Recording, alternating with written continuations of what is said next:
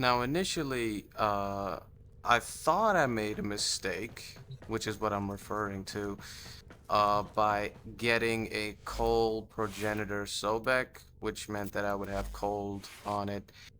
And the reason for that is because, I usually run corrosive on Inaros because I have, 2 emerald shards. So with most weapons, I try to run corrosive. Not that, you can't run viral on your weapons, but I run corrosive because of the emerald shards, and also because I get a lot of status effects like viral and heat and radiation and other status effects from my hound. So I'll just rely on my hound to really generate those status effects that you desperately need. So as you try to run corrosive or like some kind of hunting munition corrosive and cold kind of setup. So I thought that something like this would be good, like like except for like that. So I didn't really want to use chill grass. That's why I got the cold one. But if you use it like this, it takes a lot longer for your frostbite to build up. Like it'll eventually build up, but it will take a lot longer for it to build up, which means that you're gonna be firing a lot of shots and just sitting there not really doing, decent amount of damage. So that's why I just ended up going for the chill grasp. And also it adds a bit more damage. It's like 165% cold, so it does add a little bit more damage. So I think I will stick with it. Even though I was thinking, maybe toxin would be better, but then I realized that if I had toxin on it, and if I had shell shock and toxin, yeah, that will combine for corrosive. But if I put chill grass, then it would combine with magnetic. So I would have magnetic and toxin, which, if you're running like primary blight, that would be good. But I'm trying to go for frostbite, so I'll rather just, I think I'll just keep the cold one and probably just try to max that out to 60% just so that I can really take advantage of the innate elemental damage that you can get with these weapons. Now, of course, this setup is also pretty much the same. The only thing that's changed is, you just have a bunch of munitions on there. Now, I mean, viral and slash setups are great. They work. They're pretty nice. And in this one, this mod, you can literally put anything in there. You can literally put point blank in there. You could put acid shells if you want to. You could put lasers. You could put anything. It doesn't really matter because viral and slash setups, you don't necessarily have to do anything. Like, so this mod slot, at least in my build, it's pretty flexible. I just went for this just because it just adds a little bit more damage. That's all. Nothing really. I was hoping that acid shells would be good, and it is at lower levels, but at higher levels, not only it doesn't really work because the corrosive damage is only scaled on enemies' base health, which is what it says on the wiki, so I could be wrong. I'm not sure. But if I'm wrong, then the wiki's wrong. And also the fact that it doesn't necessarily spread, it doesn't even do like a corrosive proc.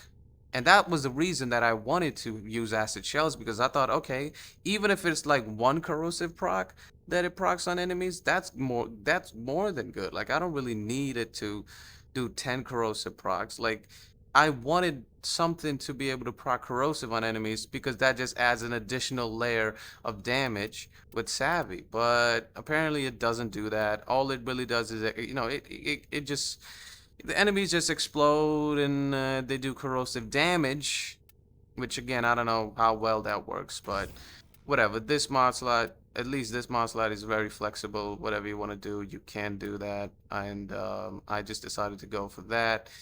And then, of course, Merciless, because why not? I think Vendetta probably works better for shotguns, but again, I don't have it maxed out, so that's that. And yeah, I'm trying to think of anything else. No. Yeah, and the reason for corrosive and cold, I know you might be like, you could probably go for corrosive and heat, and that's not a bad option. But because I'm trying to go for frostbite, I have to go corrosive and cold. And also because of the fact that I do use my hound, right? which has synergized prospectus, which works very well. Like you would think it wouldn't work that well, but it really is amazing to spread status effects. And not only it spreads like, a single status effects. For me, I've seen it spread multiple stacks of those status effects that you have on your weapon. And also, reflex denial, you could get magnetic on it. So you have electricity, magnetic, and then whatever you have on your weapon with manifold bonds. So you have heat, radiation, viral, impact, slash. So that's like 1, 2, 3, 4, 5, 6, 7. So it's almost about 7, you know, uh, status effects that you could put on enemies without ever really using your weapons at all. So it's like a passive primer that I usually run around with, especially with an arrow. So I don't really have to worry about elemental damages and really trying to work on status on my weapon. So it makes it, what that really does, it makes it flexible for you to run whatever you want to run on your weapon itself. The only thing you have to worry about, it has to be a different status effects than the ones that you have on your primer, so you can really maximize on the damage. So that's why I run something like a corrosive and cold, and then I run viral and slash on frames that if I use a sentinel, because if I use a Doriga, I usually have where is it, right here? If I Doriga, I have the Bear Glass, which has cold, radiation, and corrosive. So I have corrosive and cold on this weapon, and then I have viral and slash on my primary weapons if I'm using a frame that isn't in arrows. So again, this is like a very, it's like a specialized build. Like it's not, you know, I kind of do have to explain that apparently. I mean, I don't know why. Like, I thought it was just an assumed thing that most people were running something like this, but whatever. And that's why I'm usually running corrosive and cold on here. Now, again, you could use anything, all right? You could go for Vendetta and, take this out, put Prime Bane mods or whatever. Or you could put Bane mods on here. You could do, listen, you could do whatever you want to do, but this is what I find easier to run. The reason for that is because I don't really want to, mess with the builds a lot. Like that's why I personally do not like using Bane mods, even though they're not Bane mods anymore. I think they're like what, cleanse mods or something. Like I just don't like using it because you have kind of to swap them out all the time, and it just takes a lot of time. Now again, if you want to maximize the damage, of course, because the damage double disc, blah blah blah, all the nerdy shit, I understand it, but I personally don't like using it.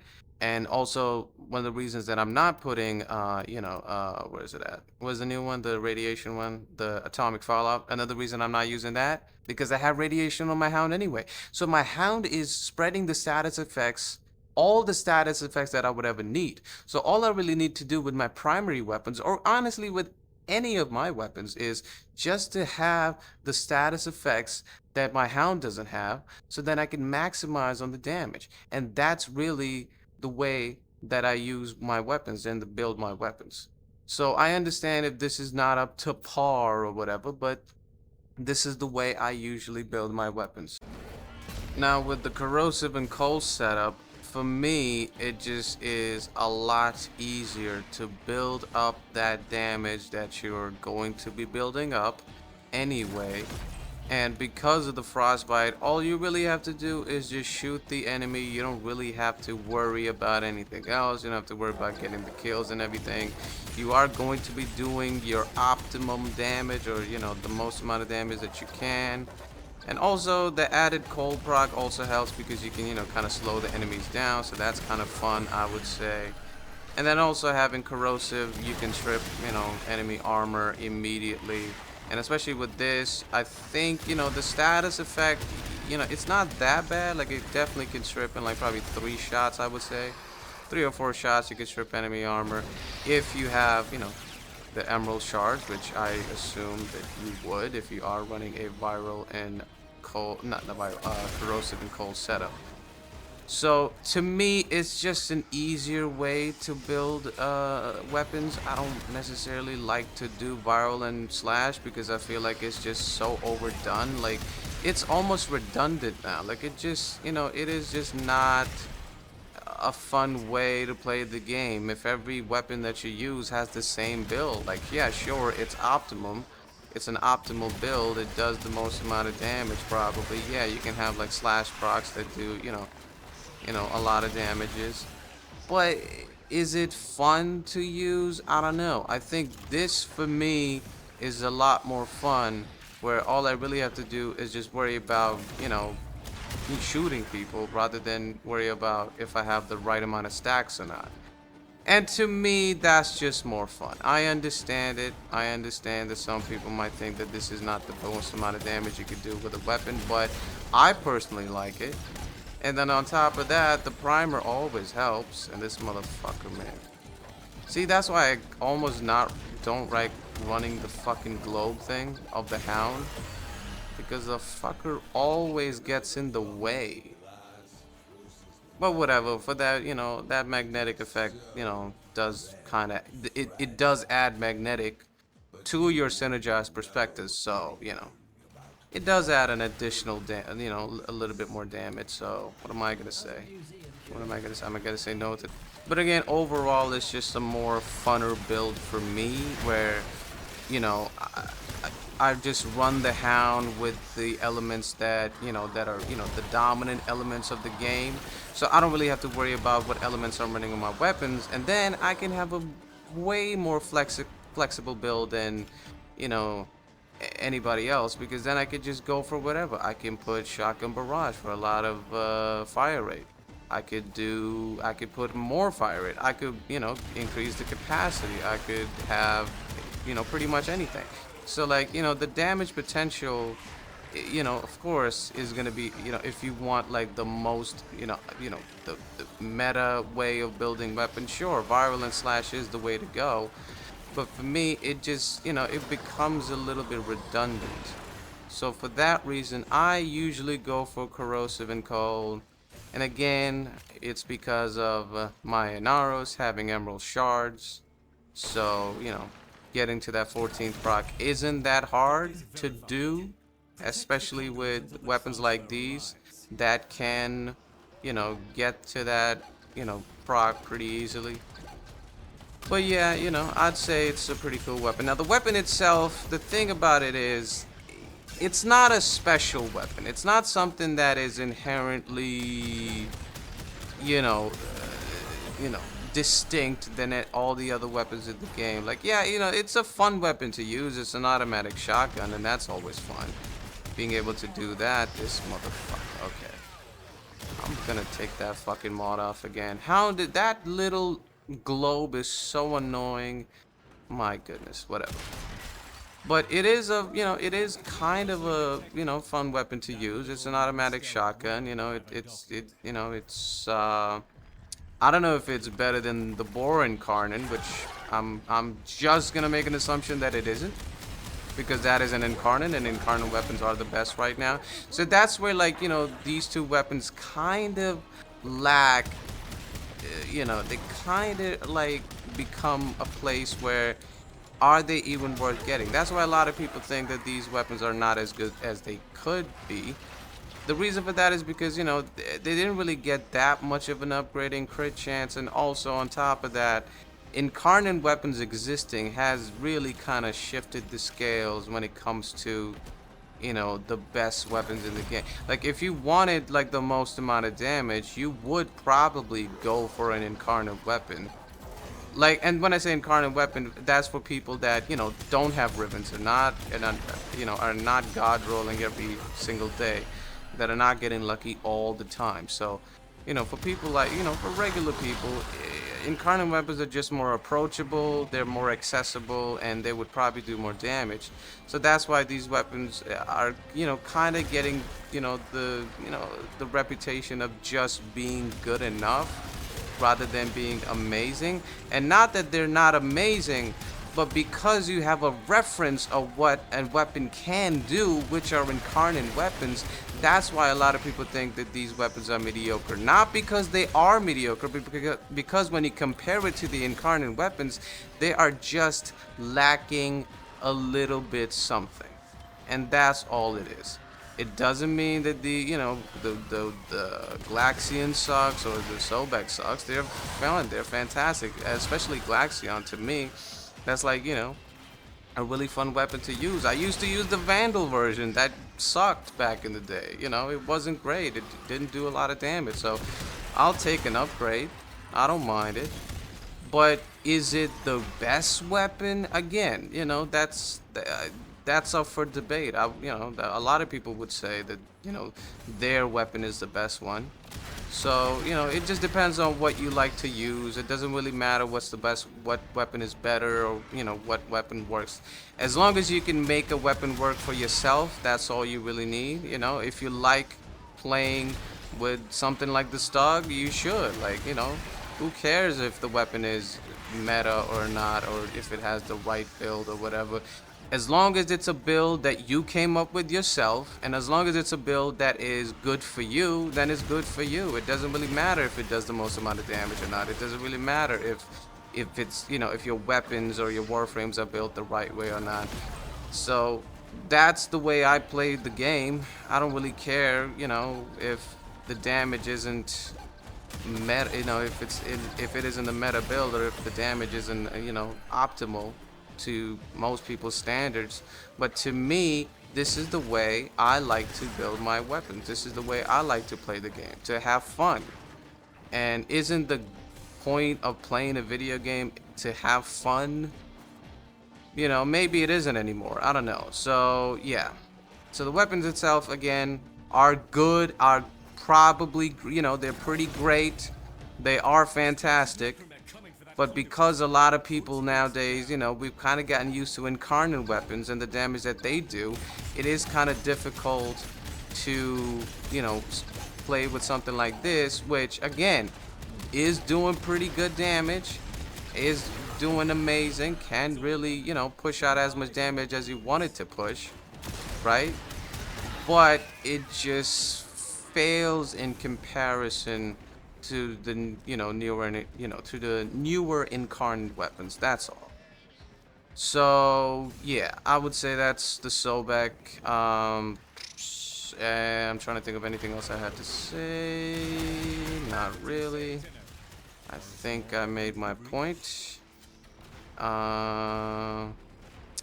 Yeah, I'd say, that's about it. So, hopefully you watched the video and enjoyed it or whatever. I don't even like saying that, to be honest, whatever.